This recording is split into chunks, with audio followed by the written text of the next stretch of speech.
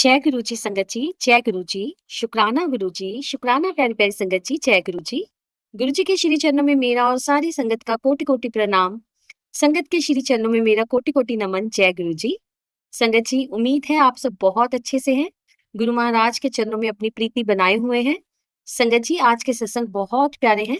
दिव्य आभा की ये जो जर्नी हमारी चल रही है, इस पवित्र यात्रा में गुरु जी महाराज की प्यारी और पुरानी संगत के सत्संग सुनते हुए संगत जी, जो कि दिव्य आभा में लिखे हुए हैं, आए दिन गुरु जी महाराज इन सत्संग के माध्यम से बहुत संगत का कल्याण कर रहे हैं।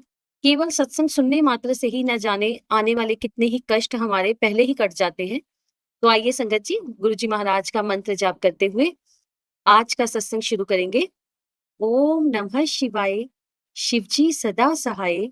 ओम नमः शिवाय, गुरुजी सदा सहाय। संगत जी, अगर आप इस प्लेटफॉर्म पे नए हैं, जो कि हमारा आपस में कनेक्शन का माध्यम है, तो प्लीज आप चैनल को सब्सक्राइब कर लीजिए। और संगत जी, जो संगत व्हाट्सएप ग्रुप में भी साथ में अटैच है, और संगत जी कई बार लिंक भेजना मुझसे रह जाता है, पर आप लोगों ने जब सत्संग वाला ये जो चैनल है, इसको अगर आप लोगों ने सब्सक्राइब किया होगा, तो जैसे ही चैनल पर सत्संग अपलोड होता है, तो आपको नोटिफिकेशन आपके फोन पर आ जाता है। ठीक है संगत जी, तो अगर आपने नहीं किया तो प्लीज आप कर लीजिए। दिव्य आभा की जर्नी को आप आगे से आगे संगत तक जरूर शेयर करें।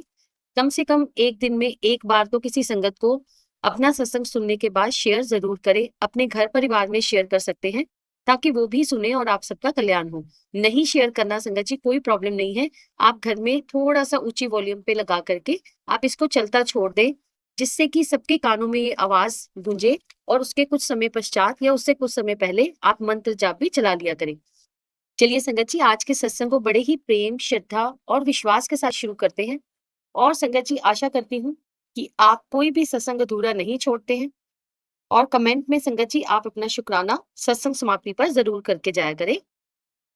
आइए संगत जी, गुरु जी महाराज के आज के पावन सत्संग की शुरुआत करते हैं। हमारे युग के महापुरुष, हे शिव, यदि जीवन भर कलप वृक्ष की कलम से मेरु पर्वत की दवात में सागर रूपी स्याही भरकर और संपूर्ण पृथ्वी को कागज की भांति प्रयोग कर आपके गुण लिखे, तो भी सरस्वती माँ असफल ही रहेगी। वास्तव में गुरु गुणों का वर्णन करना हमारे लिए, हम जीवों के लिए असंभव है। गुरु जी स्वयं शिव हैं, तथापि जिसने भी गुरु जी के दर्शन किए हैं, थोड़े से समय के लिए ही सही, उसने ये वह आवरण देखा है जिसके पीछे गुरु जी की सरलता से प्रसन्न होने वाली छवि छिपी हुई है। मुझे अपने गुरु के बारे में अपने संबंधी कर्नल जोशी सेवानिवृत्त से ज्ञात हुआ, और उनके दर्शन कर उनका आशीर्वाद प्राप्त करने की अभिलाषा मेरे मन में भी जागृत हुई। क्योंकि उस समय मैं पारिवारिक समस्याओं के समाधान में लगा हुआ था और दिल्ली नहीं आ सकता था, मैंने कर्नल जोशी जी को गुरु जी को बताने के लिए ऐसा लिखा। संगत जी, मैं आपसे अनुभव साझा कर रहा हूँ। इब्ने आदम दुआ करे कोई, मेरे गम की दवा करे कोई। मेरा संदेश गुरु जी तक पहुंचा ही होगा ना, कि मुझे उनके दर्शन और उनके आशीष का सुअवसर प्राप्त हो गया। उनके कमल चरण स्पर्श करते हुए ऐसा लगा जैसे वे कह रही हो, मम दर्शन फल परम अनुपा, जीव पाव निज सहज स्वरूपा। जैसे कि ये महापुरुषों की कसौटी है। उनके सानिध्य में साधारण मानव का मन भी उस अनंत सिंधु में गोते लगाने वाला होता है, जिसकी प्राप्ति के लिए बड़े बड़े तपस्वी योगी अनेक जन्मों तक प्रयास करते रहते हैं। हमारे गुरुजी अंतर्यामी हैं, और मेरा मानना है कि वे बिना कुछ व्यक्त किए ही मन की चाहत को पूरा कर देते हैं। एक चेतावनी है, हमारी इच्छा पूर्ति तभी संभव है जब वह हमारे हित में हो। ऋषियों ने भगवत नाम को कलव वृक्ष समान कहा है, पर गुरुजी और कलव वृक्ष में अंतर है। कलव वृक्ष में सब आकांक्षाएं पूर्ण होती हैं, गुरुजी केवल लाभान्वित करने वाली आशाएं ही पूर्ण करते हैं। श्रीमद् भगवत व अन्य ग्रंथों में महापुरुष के जिन लक्षणों का वर्णन किया गया है, गुरु जी के व्यवहार एवं वाणी में वे 100% पाए जाते हैं। ये भी महत्वपूर्ण है कि गुरु जी का जन्म पंजाब में हुआ।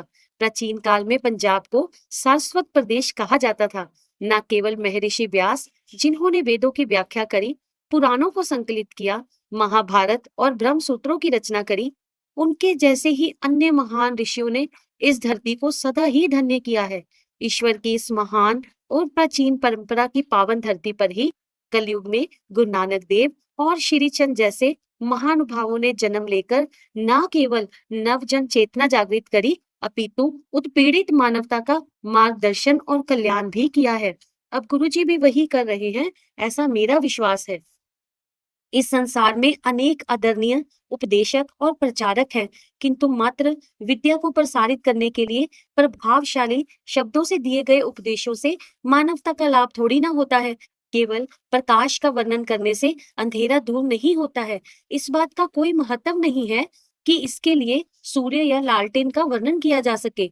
आवश्यकता इस बात की है कि जिसमें इस ज्ञान का दीपक प्रज्वलित हो चुका है, वह संवेदना सहित अध्यात्म की ज्योत अपने मन में जलाकर मानव के अंदर छिपी हुई अपने अंदर छिपी हुई ज्योत उजागर करने का प्रयास करे। गुरु जी का व्यक्तित्व ऐसा ही है। अपनी प्रतिभाओं से वह न केवल अपने अनुयायियों के मार्ग में आने वाले संकट से पहले ही सावधान कर देते हैं, उनकी यात्रा की निष्कंटक भी कर देते हैं और उनकी यात्रा में आने वाली कई बाधाओं को दूर करते हैं। महात्मा तुलसीदास कहते हैं कि गुरुजी जैसे महापुरुष ईश्वर से भी उच्च हैं। वह ऐसा लिखते हैं, मेरे मन प्रभु अस विश्वासा, राम ते अधिक राम कर दासा, क्योंकि राम सिंधु घन सज्जन धीरा, चंदन तरु हर संत समीरा। कहते हैं, इसका उल्लेखन करते हैं, जैसे हमारी प्यास बुझाने के लिए मेघ यानी बादल वर्षा करते हैं और वायु चंदन वृक्ष की शीतलता फैलाती है, उसी प्रकार से महापुरुषों के माध्यम से हम अपने ईश्वर को प्राप्त करते हैं। राम भी संत नारद को बताते हैं कि श्रुति करने से महापुरुषों के गुणों की व्याख्या असंभव है। आप उनके गुणों की कभी व्याख्या कर ही नहीं सकते हैं। गुरुजी सचखंड वासी हैं। यह सचखंड क्या है और कहाँ है, इसका ज्ञान केवल उसको होता है जिसे गुरु जी की कृपा प्राप्त हुई हो। अतिशय कृपा जाहि पर हुई, पाँव देई एह मार्ग सोई, संत विशुद्ध मिलहे प्रभु ताहि, चिंत वही राम कृपा कर जाहि। ऐसा कहते हैं कि निराकार ईश्वर सचखंड में निवास करते हैं। दयावान परमात्मा समय समय पर अपने महापुरुषों को, जीवों को उनके दैहिक, दैविक और भौतिक कष्टों से मुक्त कर उनका पथ प्रदर्शन कराने के लिए ऐसे महापुरुषों को धरती पर भेजते हैं। महापुरुष जीवन को कर्म से धर्म खंड, ज्ञान खंड, श्रम खंड और कर्म खंड से ले जाते हुए सचखंड में ईश्वर के निवास पर ले जाते हैं। अंत में यात्रा यहीं पर ही समाप्त होती है। जीव अपने कष्टों से सदा के लिए मुक्त होकर परमानंद को प्राप्त करता है। पूजनीय गुरु जी पहले अपने भक्त की समस्याओं की इति कर उसे कर्म योग के मार्ग पर ले जाते हैं। यह यात्रा का पहला भाग है। धर्मखंड भक्त तन और मन से स्वस्थ होकर लौकिक और परलौकिक विषयों पर चिंतन कर पाता है। वह इस संसार की सच्चाई और स्वयं अपने जीवन की क्षणिकता को पहचान लेता है। ये ज्ञान खंड है। अपनी अल्पज्ञता और स्वाभिमान का उसे भान होता है। वह लज्जित होता है। अविराम विचार से वह प्रभु की महानता और अपने अस्तित्व को एक न एक दिन पहचान ही लेता है। वह सोचता है कि यह जीवन जो प्रभु ने सर्वानंद प्राप्ति के लिए प्रदान किया था, ये तो व्यर्थ ही व्यतीत हो रहा है। जब परमात्मा से मिलने की उत्कंठा अत्यधिक हो ही जाती है, तो वह जीव श्रम खंड में पहुंच जाता है। इस यात्रा का शिखर तो तब आता है जब उसे प्रभु कृपा प्राप्ति का आभास होने लगता है। उसके सारे संशय समाप्त हो जाते हैं और मन आनंद सागर में गोते लगाने लगता है। फिर ये क्रम खंड का क्षेत्र है। दीप्तिमान परम कृपा के आनंद में डूबे हुए जीव के लिए सचखंड के द्वार यहाँ खुल जाते हैं। कोई इस यात्रा पर अकेले नहीं चल सकता है। शिव समान व्यक्ति के लिए भी जीवन सागर को पार करना कठिन है।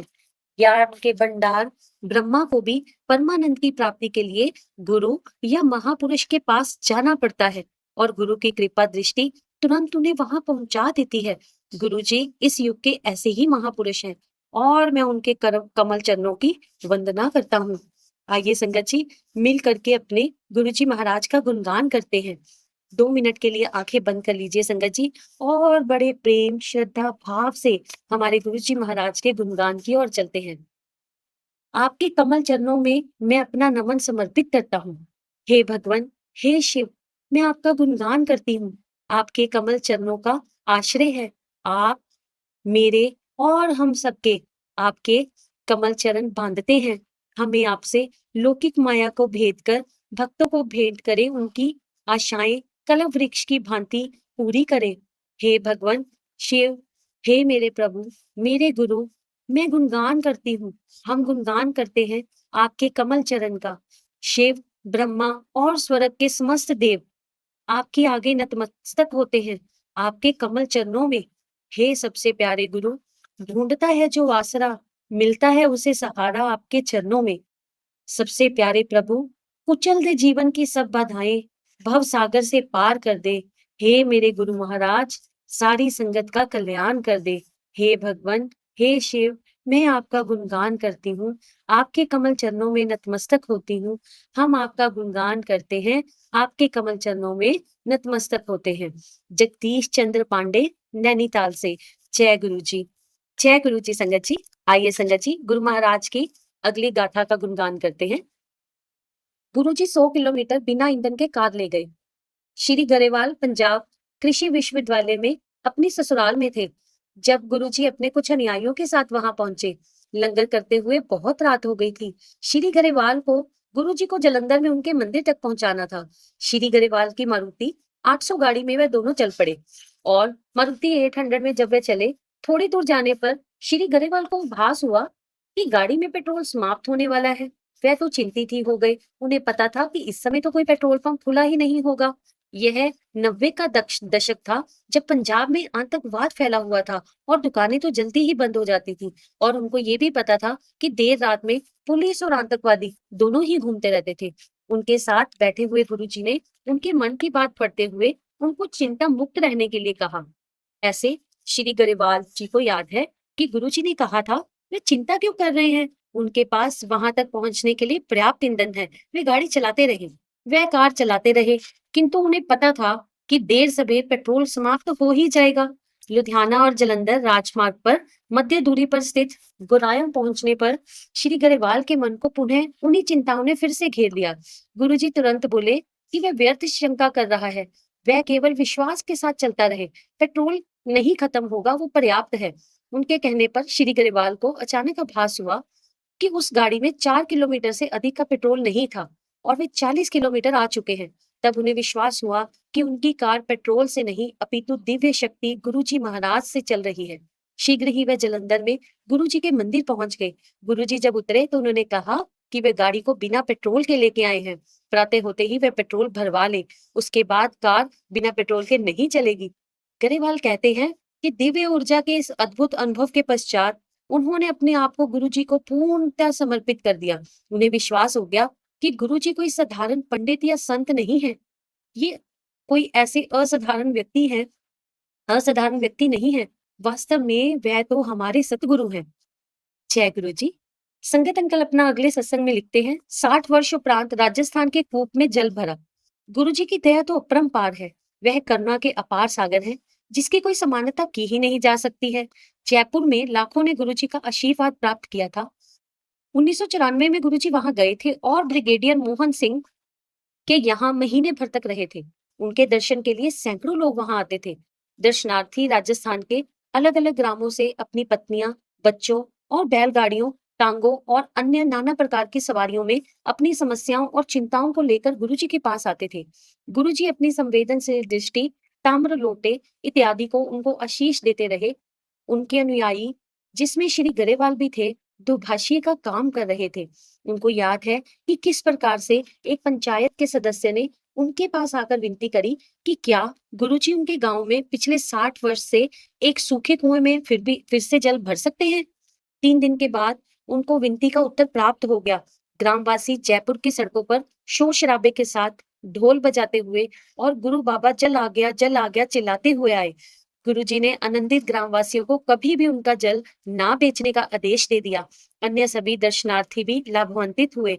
भले ही वे रोग या मानसिक चिंता से ग्रस्त हो या फिर पारिवारिक समस्या हो, केवल आम जनता को ही लाभ नहीं मिला। महाराजा भवानी सिंह को 4 कंधों पर उठाकर लाया गया था। कुछ ही दिनों के बाद वे स्वस्थ होकर चलने लगे। ऐसी थी हमारे गुरुजी महाराज की कृपा, जो कि आज भी अपनी पूर्णतः सारी संगत पर बनी हुई है। संगत जी, मैं आपको अपना एक और अनुभव सुनाता हूँ। कभी कभी किसी भक्त का मनोरथ होता है कि गुरुजी शिव के अवतार जो आशुतोष के समान सरलता से ही प्रसन्न हो जाते हैं। वो ऐसी कोई कामना पूर्ण करे। ऐसा ही कुछ श्री गरेवाल की पत्नी श्रीमती डिम्पल के साथ हुआ। गुरुजी संगरूर में संगत कर रहे थे।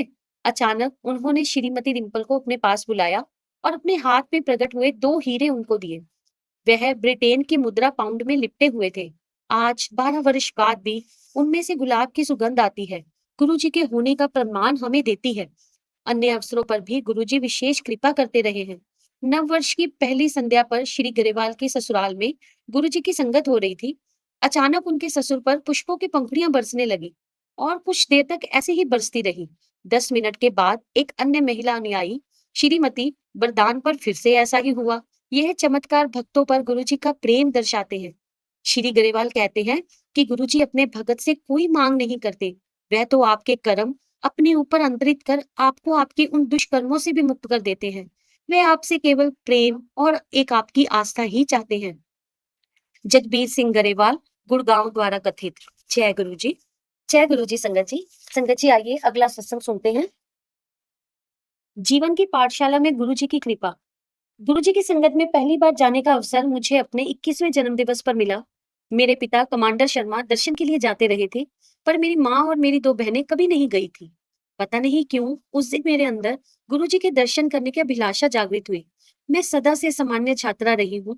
12वीं कक्षा में 64% अंक लेकर मुझे दिल्ली विश्वविद्यालय के किसी अच्छे महाविद्यालय में प्रवेश नहीं मिला, तो मेरे पिता ने मुझे इग्नू के बीसीए पाठ्यक्रम में प्रवेश दिला दिया। मुझे पता नहीं था कि वहां पर बीसीए और एमसीए पाठ्यक्रमों में केवल 3% विद्यार्थी पहली बार में उत्तीर्ण हो पाते हैं। गुरु कृपा से सामान्य विद्यार्थी होते हुए भी मैंने न केवल बीसीए अपितु एमसीए में भी पहले प्रयास में ही पूरा कर लिया। जैसे ही कम था, मैंने स्नातक अध्ययन भी पूरा किया और स्नातकोत्तर अध्ययन करते हुए 1.5 वर्ष का सॉफ्टवेयर डेवलपर का अनुभव भी प्राप्त किया। ये कौन सोच सकता था कि मेरे जैसी लड़की कैसे इतना एक साथ कर सकती है। गुरुजी की कृपा से ही मैं ये सब करने में समर्थ हुई हूँ। शीघ्र ही पूरे परिवार ने गुरुजी के दर्शन के लिए जाना आरंभ कर दिया। एमसीए करने के उपरांत मुझे एक नई नौकरी की आवश्यकता थी। मेरी परीक्षाओं के बाद हम सब गुरुजी के दर्शन के लिए गए। वहां पर मेरी माँ ने गुरुजी से मेरे लिए 10,000 रुपए की नौकरी के लिए प्रार्थना करी। मुझे पता नहीं कि माँ ने वह अंक क्यों चुना, परंतु जब मुझे नौकरी मिली तो मुझे 10,000 रुपए का ही वेतन दिया गया। जब मैंने उनसे पूछा कि उन्होंने इतने के लिए क्यों प्रार्थना करी, तो उन्होंने उत्तर दिया कि वही अंक उस समय उनके मन में आया था, अतः उन्होंने उतने के लिए ही प्रार्थना करी। संगत जी, दिसंबर 2001 में मेरी परीक्षाएं समाप्त होने के शीघ्र बाद ही 5 जनवरी को मुझे नई नौकरी मिल गई। जब मैं साक्षात्कार के लिए प्रबंधक के समक्ष पहुंची, तो उन्हें आभास हुआ कि उस कार्य के लिए मुझ में योग्यता नहीं है। वह इस दुविधा में थे कि योग्यता ना होते हुए मुझे कैसे बुलाया गया। किंतु उन्होंने मुझे एक अन्य रिक्त पद के लिए प्रश्न पूछे और मुझे वहां नौकरी मिल ही गई। इसके बाद मैं कुछ दिन तक माँ को छेड़ती रही कि केवल 10,000 के लिए ही क्यों प्रार्थना करी माँ। मेरे 23 वर्ष पूरे होने पर मेरे परिवार वालों के मन में आया कि अब तो मेरा विवाह कर ही देना चाहिए। मेरे माता पिता वैवाहिक विज्ञापन देखने लगे। मेरे संबंध के लिए माता पिता को एक परिवार उपयुक्त लगा और उन्होंने सप्ताहांत में वहां जाने का निर्णय लिया। वहीं से एक और विवरण भी आया था। क्योंकि यह अधूरा सा था, इसीलिए मेरे माता पिता का वहां जाने का विचार नहीं था। परंतु जब वे घर से निकलने वाले थे, तो उस परिवार से लड़के के पिता ने फोन किया। चूंकि वे फरीदाबाद जा ही रहे थे, उन्होंने दूसरे घर भी जाने का निर्णय ले लिया। उसके उपरांत गुरुजी की कृपा से सब कुछ कुशल पूर्वक संपन्न हुआ। 2004 में एक रात्रि के अंतिम प्रहर में मुझे गुरुजी का स्वप्न आया, जिसमें उन्होंने कहा कि 2 वर्ष के पश्चात हम विदेश चले जाएंगे। उस समय तक विदेश जाने का विचार तक मेरे मन में नहीं आया था और ऐसा लगता नहीं था कि वहां जाकर हम आनंदपूर्वक रह पाएंगे। किंतु 2 वर्ष उपरांत परिस्थितियां भिन्न थी। मैं चकित हूँ कि इस समय घटती हुई घटनाएं देखकर मैं प्रसन्न थी। हमारी जर्मनी जाने की योजना सितंबर 2006 में साकार हुई, गुरुजी के स्वप्न के ठीक 2 वर्ष बाद। इसके अलावा और भी अनेक अनुभव है संगत जी। जर्मनी में नौकरी के लिए मेरा फोन साक्षात्कार हो रहा था। यद्यपि वह अच्छा नहीं हुआ था, उसके तुरंत बाद मुझे गुरुजी की विशिष्ट सुगंध आई। संदेश तो स्पष्ट ही था कि चिंता की कोई मुझे आवश्यकता ही नहीं थी। वह मुझ पर और मेरे प्रियजनों पर अपना स्नेह बनाए हुए थे और बनाए हुए हैं, और मैं गुरुजी से प्रार्थना करती हूँ कि मुझ पर, मेरे प्रियजनों पर वो अपना आशीर्वाद हमेशा ही बनाए रखे। श्रीमती जया कौशिक, जर्मनी से। जय गुरु जी। जय गुरु जी संगत जी। संगत जी आइए अगला सत्संग सुनते हैं। पितृ रक्षक गुरुजी। वर्ष 2006 में होली से 2 दिन पूर्व देर रात्रि में अपनी बहन से फोन पर वार्ता होते ही मैंने अपने पिता की शैया के पास पहुंचा। अति उच्च रक्तचाप के कारण उनको कुमाऊं की तराई में स्थित हल्द्वानी शहर के एक हॉस्पिटल में गहन सेवा केंद्र में प्रविष्ट कराया गया था। मेरी बहन से फोन पर समाचार मिलने के तुरंत बाद मेरी पत्नी और मुझे समझ आया कि गुरुजी इसके लिए चेतावनी पहले से ही देते रहे थे। फरवरी 2006 में शिवरात्रि से पहले शीतकाल में जब मेरे पिता भीमताल से गुड़गांव हमारे साथ रहने आए थे, तो गुरुजी ने उनके बारे में पूछा था। गुरुजी जानना चाहते थे कि क्या वह शिवरात्रि से पहले ही घर वापस चले गए हैं, जो कि सत्य ही था। गुरुजी ने एक अन्य भक्त मेरे मामा जी कर्नल जोशी के द्वारा संदेश भी दिया था, मेरे पिता मेरे पास रहने के लिए आ जाएं। गुरुजी के इस भविष्य सूचक कथन को हमने उस वक्त तो अनसुना ही कर दिया था। अतः मेरे पिता उस उच्च रक्तचाप के दौरे से नहीं बच पाए संगत जी। जब यह अनहोनी हुई, वह हल्द्वानी के वापस भीमताल अपने घर जा रहे थे। वह जीवन बीमा निगम से सेवानिवृत्त हुए थे और हल्द्वानी में उस संस्था द्वारा आयोजित एक समारोह में भाग लेने के लिए आए थे। दूरी का आवेग बहुत अधिक था और यदि गुरु कृपा नहीं होती तो वो तो प्राण घातक हो सकता था। रक्तचाप के बढ़ने से मेरे पिता की नक्सीर फूट गई थी और इस प्रकार रक्त धमनियों पर उसका प्रभाव भी कम हो गया था। यदि ऐसा नहीं हुआ होता तो संभवतः घातक हृदय का दौरा पड़ता या पक्षाघात हो जाता और उनकी मृत्यु भी हो सकती थी। आईसीयू में मुझे पश्चाताप करते हुए पिता मिले। उन्हें गुरुजी का कथन ना मानने पर अपनी भूल का आभास हो रहा था, परंतु गुरुजी की ही दया से वे एक रात्रि हॉस्पिटल में बिताकर अपने घर वापस आ गए थे। हल्द्वानी में ही 1 सप्ताह स्वास्थ्य लाभ करने के पश्चात हम सब गुड़गांव आए। वहीं पर स्वास्थ्य लाभ करते हुए मेरे पिताजी ने मुझे कहा कि गुरुजी उन्हें बड़े मंदिर में कुछ समय व्यतीत करने दे। मुझे अपने पिता के रक्तचाप की अत्यधिक चिंता थी। वह कम नहीं हो रहा था। ये चिंता व्यर्थ ही थी, क्योंकि हम सब गुरुजी की शरण में थे। दयावान रक्षक पिता समान गुरुजी हमारे कष्ट दूर करने में लग गए। सर्वप्रथम उन्होंने मेरे पिता को उनकी अव्यक्त कामना के अनुसार बड़े मंदिर जाने दिया। फिर मेरे पिता को एक ताम्र लोटा लाने को कहा, जिसे अभिमंत्रित कर उन्होंने उसका जल पीने को कहा। मेरे पिता ने गुरुजी की सब बातें मानी। वह मंदिर गए, उन्होंने जल ग्रहण किया और पेट भरकर लंगर भी खाया। यह डॉक्टर्स के निर्देशों के विपरीत था। उन्हें हल्का, लवण रहित और मसालेदार रहित भोजन खाना था। निश्चित रूप से गुरुजी का लंगर इस प्रकार का तो नहीं था। मेरे पिता को पूर्ण शैय्या विश्राम का भी निर्देश था, पर वे बड़े मंदिर में विसाखी समारोह के आयोजन में लगे रहे। गुड़गांव आने के 3 सप्ताह उपरांत हम तो हैरान हो रहे थे। उस मायावी अभिमंत्रित लोटे से जल ग्रहण करने के कुछ दिन बाद ही उनके स्वास्थ्य में अभूतपूर्व सुधार आया। उनका रक्तचाप भी कम हो गया। गुरुजी के आशीर्वाद से न केवल रक्तचाप कम हुआ, उससे चिकित्सक की दी हुई औषधियां भी व्यर्थ हो गई। एक बार पुनः आस्था और विश्वास ने चिकित्सा विज्ञान को चुनौती दी थी। मेरे पिता के लिए गुरुजी जीवन रक्षक सिद्ध हुए हैं। मेरी पत्नी और मुझे गुरुजी की दया और कृपा के इतने अधिक शुभ अवसर प्राप्त हुए हैं कि उनका हृदय से आभार प्रकट करने के लिए हमारे पास शब्द ही नहीं है।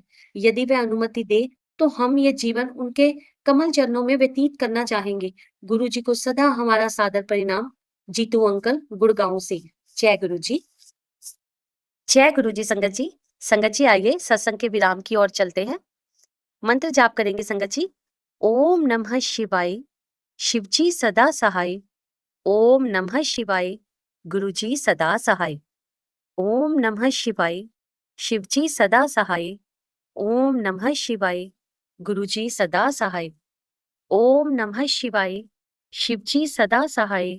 ओम नमः शिवाय, गुरुजी सदा सहाय। ओम नमः शिवाय, शिवजी सदा सहाय। ओम नमः शिवाय, गुरुजी सदा सहाय। ओम नमः शिवाय, शिवजी सदा सहाय। ओम नमः शिवाय। गुरुजी महाराज सारी संगत के हर पल, हर दिन, हर रात, हर वेले अंग संग होके सदा ही सहाय। जय गुरुजी। शुक्राना गुरुजी। शुक्राना आप सबका भी प्यारी प्यारी संगत जी। जय गुरुजी। गुरुजी के श्री चरणों में मेरा और सारी संगत का कोटि कोटि प्रणाम। संगत के श्री चरणों में मेरा कोटि कोटि नमन। जय गुरुजी। संगत जी आप सब अपना खूब ख्याल रखिए, ठीक है, और गुरुजी महाराज के साथ जुड़े रहें, अपनी प्रीति अपना विश्वास बनाए रखें। संगत जो होती है एक दूसरे का सहारा होती है, और जो गुरुजी महाराज के लिए हम सत्संग करते हैं सारी संगत के जो सत्संग है एक दूसरे के साथ साझा करते हैं, अपने अनुभव साझा करते हैं, संगत जी ये हमारे अंदर एक नवीन उत्साह पैदा करते हैं, हमारे अंदर पॉजिटिविटी लेके आते हैं, हमें मोटिवेट करते हैं। तो संगत जी ऐसा कभी नहीं सोचते हैं कि हमें सत्संग क्यों सुनने चाहिए, हम किसी के अनुभवों को क्यों सुने, क्योंकि संगत जी ऐसे ही अनुभव सुनते सुनते आपके साथ भी हो जाते हैं और जल्दी ही गुरु जी महाराज के जो सत्संग होते हैं उन्हें आप अपनी वाणी में जो है बाकी संगत के साथ साझा भी करते हैं। और संगत जी मैं आपसे ये भी बात जरूर शेयर करना चाहूंगी, अपने अपने अनुभव अपने गुरु जी महाराज के सत्संग जो है वो आप सारी संगत जरूर साझा किया करें, क्योंकि संगत जी जब आशीर्वाद मिलता है आप सबको तो उस आशीर्वाद का कुछ हिस्सा बाकी संगत तक भी पहुंचने दिया करें। ये दुनिया बहुत बड़ी है और दुनिया के जो दुख हैं वो जितने मर्जी गिन लो उनकी गिनती हो सकती है। ऐसा नहीं है कि दुख अनगिनत है। अगर हम बीमारियां गिनने पे आए तो गिनी जा सकती हैं, दुख तकलीफ गिनने पे आए तो गिनी जा सकती हैं। अगर हम लोग गिनने पे आए तो उनकी गणना सिर्फ मात्र एक, आपको भी पता है कि पॉपुलेशन की भी काउंटिंग कैसे होती है ना? आज तक जीवों की, कीड़े-मकोड़ों की इनकी भी गणना नहीं हो पाई है। तो इसीलिए संगत जी, जो हमारी परमात्मा हैं, उनकी गणना करना, उनके जो आशीर्वाद हैं, उनकी जो ब्लेसिंग्स हैं, है ना? उन सब के बारे में हम लोग सिर्फ बात ही कर सकते हैं। हम डीपली जाकर के इसके बारे में बता नहीं सकते। पर आप ये देखिए वो परमात्मा है, उसने लोगों को जीवन दिया है, उसने हमें जीवन दिया है ना? हमें परमात्मा का हर बात के लिए शुक्राना अदा करना चाहिए। जो सत्संग है वो हमें इसलिए भी करना चाहिए कि हमारे अनुभव दूसरों तक पहुँचे, ताकि दूसरे भी परमात्मा के इस रास्ते पर चले, गुरु जी महाराज के श्री चरणों से जुड़े और अपने आप को, अपने जीवन को सँवारें। संगत जी, जब आप अपना शुक्राना सत्संग साझा करते हैं, तो उसमें देखा करें कि क्या कौन से अनुभव आपके गुरु जी महाराज के साथ हुए हैं और महाराज ने आपके जीवन में कैसे-कैसे आपको नए रास्ते दिखाए, किन-किन परेशानियों से आप कैसे-कैसे निकले। और संगत जी, खुशी के मौके जो भी गुरु जी महाराज ने आपको ब्लेसिंग्स दी हों, आप ज़रूर साझा किया करें। नेगेटिविटी से जितना दूर रहेंगे, नेगेटिव बातों से जितना दूर रहेंगे और नेगेटिव संगत से जितना दूर रहेंगे, संगति से जितना दूर रहेंगे, उतना ही आपके लिए अच्छा है। जब आप सत्संग भी साझा करते हैं, तो उसमें भी कहीं न कहीं आप अपनी नेगेटिविटी को जो है कोसों दूर कर दिया करें संगत जी, ठीक है? और दूसरे नंबर पे संगत जी, जब भी हम अपना सत्संग साझा करते हैं, तो कई संगत आजकल सत्संग सिर्फ इस भावना से करना शुरू हो गए हैं, क्योंकि संगत जी हमारे पास सत्संग भी अपलोड होने को आते हैं और कई संगत के सत्संग तो मैं इसीलिए अपलोड नहीं करती क्योंकि उसके बीच में उन्होंने लिखा या बोला होता है कि हम जो अपने सत्संग हैं, वो सिर्फ और सिर्फ इसीलिए साझा कर रहे हैं कि जल्दी से हमारा ये काम बन जाए, ताकि हम अगला सत्संग साझा कर सकें। तो संगत जी ऐसा नहीं करते हैं। गुरु जी महाराज के साथ जो आपकी जर्नी है, आप उसको चलाएँ। अपना जो सत्संग है, उसको मात्र आप साझा करें, सिर्फ इस भावना के साथ साझा करें कि आज मेरा सत्संग सारी संगत के साथ शेयर होगा। संगत के मन में गुरु जी महाराज के प्रति और गूढ़ भावना आएगी, श्रद्धा आएगी। कहीं न कहीं मेरी आवाज़ सुनकर, कहीं न कहीं मेरा सत्संग सुनकर किसी के कोई कष्ट जो आने वाला होगा वो टल जाएगा, क्योंकि वो गुरु जी महाराज उसको ब्लेसिंग्स दे रहे होंगे, है ना? कहीं न कहीं किसी संगत को मेरी वजह से जवाब मिल गया होगा, क्योंकि गुरु जी महाराज ऐसा चाहते होंगे। कहीं न कहीं कोई सही रास्ते पर चल पड़ा होगा, कहीं न कहीं किसी को कोई इशारा मिल गया होगा, है ना? और सबसे बड़ी बात, सत्संग हम साझा करते हैं ताकि हम अपने परमात्मा की वडियाई कर सकें, ताकि हम अपने परमात्मा को खुश कर सकें, ताकि हम अपने परमात्मा के लिए वक़्त निकाल सकें।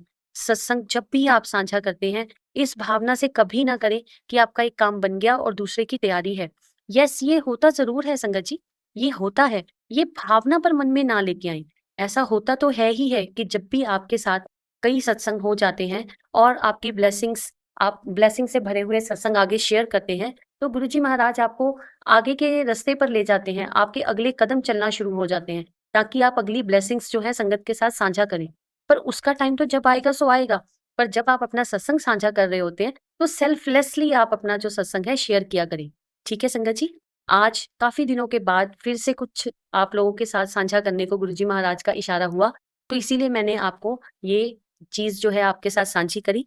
दिव्य आभा पढ़ते हुए, आप सारी संगत के साथ रिश्ता बनाए हुए, सत्संग का, और संगत जी गुरु जी महाराज के सत्संग अपलोड करते हुए, संगत के साथ कोई भी बातचीत करते हुए, गुरु जी महाराज कोई भी गलती हो जाए, संगत जी मुझसे कोई भी गलती हो जाए, तो प्लीज़ आप अपनी इस बच्ची को, इस दीदी को माफ़ कर दीजिएगा।